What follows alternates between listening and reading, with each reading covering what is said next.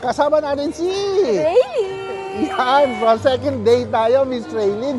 So dito naman tayo, nung una, food trip. Ngayon naman, fast talk. Okay, so first question. Mama's boy o bad boy? Bad boy. Dahil? Medyo may angas. Yeah. Yun lang. Yun lang, yung may angas. Talagang iba naman ang bad boy. Matangkad o sakto lang? Natangkad. Matangkad. Moreno o maputi? Moreno.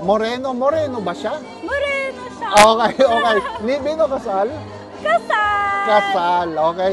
Clean look or may toto? Clean look. Clean look na bad boy. Clean No? look na bad boy tayo. Okay. Mabait or maginoo pero medyo bastos? Din tayo sa Maginoo. Pero medyo bastos. So ano tayo, no?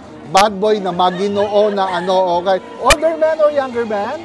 Younger man. Kasi bunso siya. Younger man, talagang naman. Bunso ko siya. Kasi yung 1 year pa ang gap natin. Okay, talagang no? So, syempre, sa last question, Miss Raylene, mayaman o gwapo?